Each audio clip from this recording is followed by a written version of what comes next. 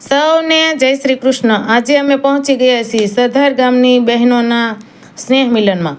એણે ખૂબ જ આદર ભાવ અને પ્રેમથી અમને આમંત્રિત કર્યા હતા અને ત્યાં અમે ગયા અને એણે અમને ખૂબ માન સન્માનથી આદર ભાવ આપી અને સન્માનિત કર્યા। ત્યાં અમને એન્કર અજયભાઈ ગાંગાણીની શુભેચ્છા મુલાકાત થઈ અને ખૂબ આનંદ થયો। પછી આભાર વ્યક્ત કરવા માટે મેં પણ 2 શબ્દો કહ્યા। સૌ સરદારની બહેનોને મારા જય શ્રી કૃષ્ણ। આજે પહેલા તો સૌ પ્રથમ અમને અહીંયા મહેમાન તરીકે નિમંત્રણ આપી અને અમારું સન્માન કરવા બદલ આ સરદાર ગામની બહેનો અને આયોજકો બહેનોનો ખૂબ ખૂબ દિલથી આભાર છે।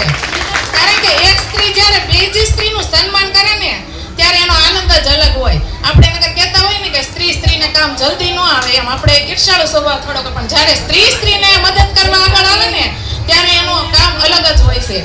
તો આપણે નાનપણની બાળપણની ત્યારે રમતો અને જૂની યાદો, અમે હમણાં સ્નેહ મિલન કર્યું તો ખ્યાલ છે કે તમારે પણ એવું થયું હશે કે તમે અત્યાર સુધીમાં કોઈને મળ્યા જ ન હોય, પહેલી વખત મળ્યા હોય એવી બહેનો કેટલા છે ને દાદા? અમારે એવું જ હતું કે એ અમને ઓળખતા ભૂલી ગયા હતા, બંધ થઈ ગયા હતા। ત્યારે આ સખી મિલન જો અત્યારે નીકળ્યું છે ને ખૂબ જ સરસ છે, કારણ કે એને લીધે આપણે એકબીજાને મળી શકીએ છીએ અને આપણી જૂની યાદોને તાજી કરી શકીએ છીએ। એટલે એક સ્ત્રી બધું જ કામ કરી શકે છે।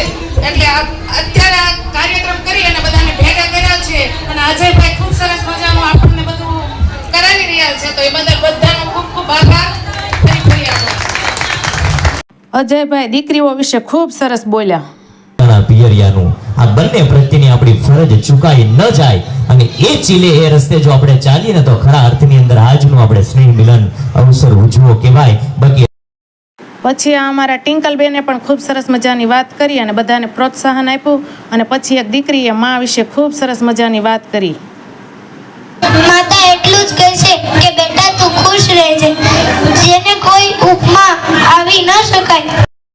પછી તો અજયભાઈએ આ બધા સરદાર ગામની ફઈઓને રમાડવાનું ચાલુ કર્યું। ખૂબ સરસ રમત રમાઈ રહી હતી અને અમને પણ અહીંયા પાંચિકા રમવા બેસાડી દીધા અને આપણી તો આ નાનપણની રમત ખૂબ મજા આવી। અમે પણ સાથે સાથે પાંચિકા રમી લીધું અને પછી આ સરદાર ગામની બહેનોએ રેલગાડી બનાવી અને આજે આ રેલગાડી ખૂબ આનંદથી ચાલી રહી હતી અને એકબીજા સાથે જોડાઈ રહી હતી, કારણ કે આજે આ ગાડીમાં પ્રેમ, લાગણી,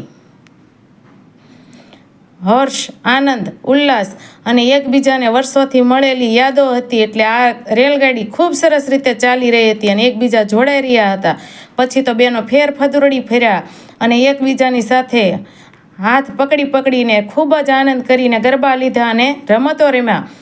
અને પછી તો બધાની સાથે અમે પણ ખૂબ રમી લીધું અને અમે પણ બધાની સાથે થોડા ગરબા પણ ગાઈ લીધા, કારણ કે આપણે ગુજરાતીઓ ભેગા થઈ એટલે ગાવાનું અને ખાવાનું 2 કામ તો પહેલાં કરીએ જ।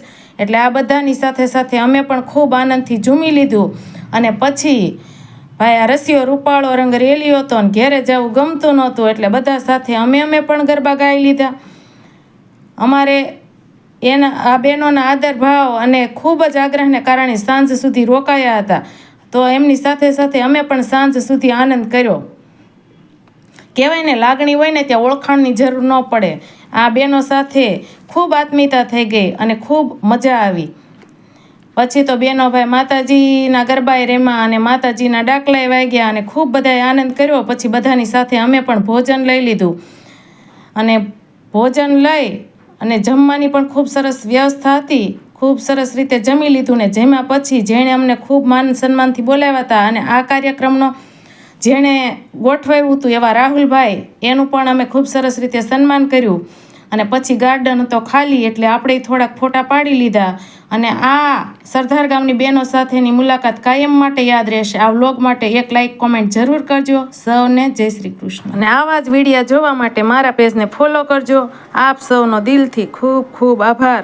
કાયમ આવી જ રીતે સાથે જોડાયેલા રહેજો અને અમારા બ્લોગને, વિડીયોને લાઈક કોમેન્ટ આપી અને મને પ્રોત્સાહન આપતા રહેજો।